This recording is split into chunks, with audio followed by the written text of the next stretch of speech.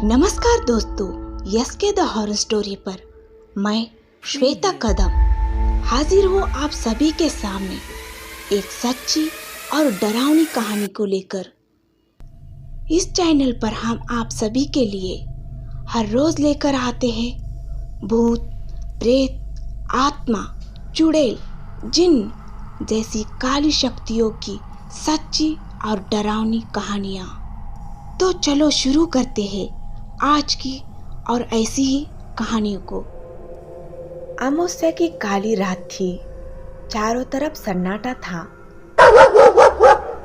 कुत्ते और बिल्लियों की डरावनी आवाजें सन्नाटे को चीरते हुए माहौल को डरावना बना रही थी। राधिका अपने कमरे में सो रही थी। उसे ऐसा महसूस हो रहा था कोई उसका गला दबा रहा है। राधिका नींद में छटपटा रही थी। राधिका अपने दोनों हाथों से अपने गले से एक अनजान हाथों को हटाने की कोशिश कर रही थी। राधिका का दिल जोर जोर से धड़कता है। उसे ऐसा लगने लगा था अब वह मर जाएगी। राधिका जोर से चिल्लाने की कोशिश करती है। तभी अचानक राधिका की नींद टूट जाती है। राधिका आंखें खोलकर देखती है तो उसे कोई भी दिखाई नहीं देता है। राधिका डर के मारे कांपने लगती है। उसका गला सूखने लगा था। राधिका पानी पीने रसोई घर में जाती है। तभी उसे महसूस होने लगा कोई उसका पीछा कर रहा है। राधिका जब पीछे मुड़कर देखती है तो डर के मारे कांपने लगती है। उसे एक औरत का साया दिखाई देने लगता है। वो साया धीरे धीरे राधिका की तरफ बढ़ रही थी। राधिका इतनी डर जाती है, बेहोश होकर जमीन पर गिर जाती है। अगले दिन सुबह जब राधिका को होश आता है तब खुद को बिस्तर में पाती है। राधिका के सामने डॉक्टर साहब थे। डॉक्टर राधिका की जांच कर रहे थे। राधिका की माँ रो रही थी और डॉक्टर से कह रही थी, डॉक्टर साहब, मेरे बेटे को क्या हुआ है?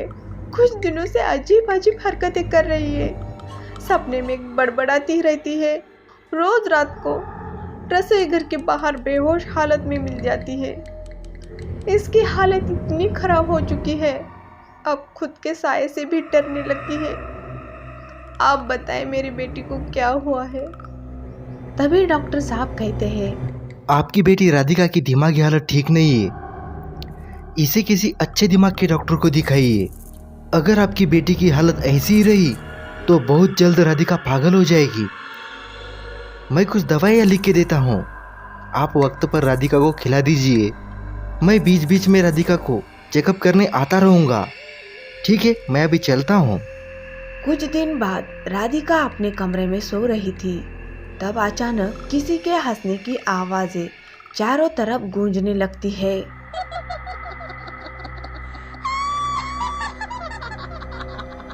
राधिका जब अपनी आंखें खोलकर सामने देखती है तो अचानक डर के मारे कांपने लगती है। राधिका कमरे से भागने की कोशिश करती है। तब अचानक से कमरे की बिजली चली जाती है। कमरे में अचानक अंधेरा हो जाने की वजह से ठीक से कुछ भी दिखाई नहीं देता है। तभी अचानक जोर जोर से हवाएं चलने लगती है। कमरे में रखी हुई चीजें इधर उधर गिरने लगती है। अचानक राधिका का पैर फिसलता है और एक दीवार से जाकर टकराती है और बेहोश हो जाती है। जब राधिका को होश आता है तब खुद को बिस्तर में पाती है। राधिका की माँ रो रही थी, बेटी तुझे क्या हो गया है? तू रात को बेहोश क्यों हो जाती हो? तब राधिका खामोश रहती है। उसे कुछ भी याद नहीं रहता है। तभी नौकरानी मिताली कहती है, मालकिन, मुझे लगता है आपकी बेटी के शरीर को किसी शैतानी शक्ति ने कब्जा कर लिया है, इसीलिए राधिका अजीब अजीब हरकतें कर रही है। तब राधिका की माँ कहती है, ये तुम क्या कह रही हो? मुझे मेरी बेटी की बहुत चिंता हो रही है। अब मेरी बेटी को बुरी शक्ति से कौन बचाएगा? नौकरानी मिताली कहती है, पीपल के पेड़ के नीचे एक फकीर बाबा रहते हैं। वो बाबा बहुत शक्तिशाली है। भूत प्रेत आत्माओं को बोतल में कैद कर रखते हैं। मुझे यकीन है फकीर बाबा हमारी राधिका को जरूर ठीक करेंगे। तो अभी जाओ और बाबा को यहाँ लेकर आओ।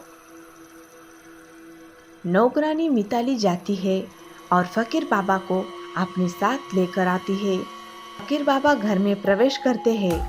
तब घर में एक अजीब वातावरण छाने लगता है। घर में एक अजीब बदबू आने लगती है। बाबा अपने मंत्र शक्ति से देखते हैं एक डरावना काला छाया राधिका के आसपास घूम रही थी। राधिका की माँ कहती है, मेरी बेटी बहुत बड़ी मुसीबत में है बाबा, मेरी बेटी को बचा लीजिए। तब बाबा कहते हैं, आपके बेटी के शरीर को शैतानी आत्मा ने कब्जा कर लिया है। उस शैतानी आत्मा को बंदी बनाना होगा। उसके लिए आपको कुछ सामान लाने होंगे। एक काली बोतल, एक काला मुर्गा, एक इत्र की बोतल और मिठाइयाँ लानी होंगी। राधिका की माँ सामान लाकर बाबा को देती है। बाबा एक गहरा बनाते हैं और बीच में एक गोला बनाते हैं। राधिका को उस गोले के भीतर बिठा देते हैं। फकीर बाबा जोर जोर से मंत्र उच्चारण करने लगते हैं। तभी अचानक राधिका अजीब अजीब आवाजें निकालने लगती है।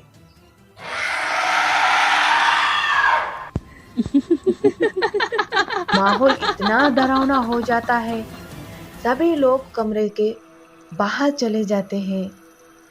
राधिका गुस्से से गुर्राने लगती है। ऐसा लग रहा था कोई बुरी शक्ति राधिका के ऊपर हावी हो रही थी। फकीर बाबा अपने मंत्र शक्ति का उच्चारण करके राधिका के शरीर पर इत्र छिड़काने लगते हैं। इत्र के खुशबू से शैतानी शक्ति मदहोश होने लगती है। तब बाबा उस शैतानी शक्ति से पूछते हैं, तुम कौन हो और राधिका के शरीर को कब्जा क्यों कर लिया है? शैतानी आत्मा कहती है, मेरा नाम माया है और मैं विक्रम से बहुत प्यार करती थी, पर विक्रम राधिका से प्यार करता था। मैंने विक्रम को अपना बनाने की बहुत कोशिश की थी, पर राधिका की वजह से हर बार नाकामयाब रही।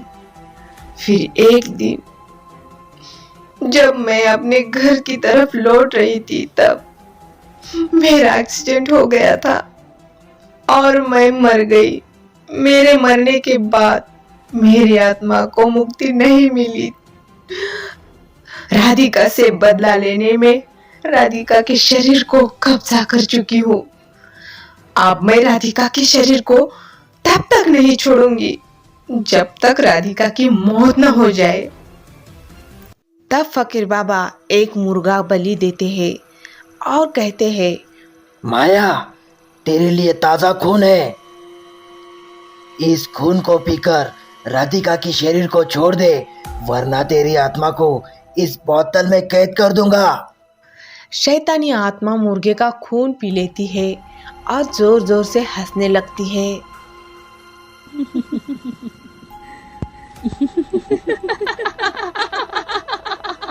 राधिका के शरीर को छोड़ के नहीं जाऊंगी।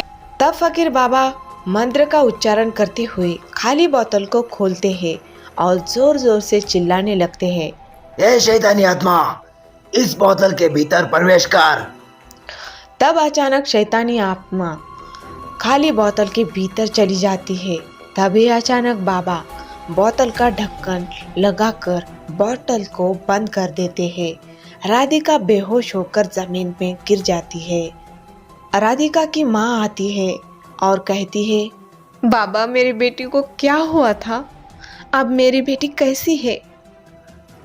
अब आपकी बेटी खतरे से बाहर है। मैंने शैतानी आत्मा को बोतल में कैद कर लिया है। आप आपकी बेटी के गले में ये तावीज बांध दीजिए। आपकी बेटी पहले जैसी हो जाएगी। अच्छा, तो अब मैं चलता हूँ। बाबा वहाँ से चले जाते हैं। कुछ दिन बाद राधिका पूरी तरह से ठीक हो जाती है। तो दोस्तों, आपको ये कहानी कैसी लगी हमें कमेंट करके ज़रूर बताएं। और हाँ, आप अगर हमारे चैनल पर नए हो तो हमारे चैनल को सब्सक्राइब ज़रूर कीजिएगा। हमारी ऐसी ही दूसरी कहानियाँ सुनने के लिए स्क्रीन पे जो वीडियो दिख रहा है उसे क्लिक कीजिए और डरावनी कहानियों का मज़ा लीजिए।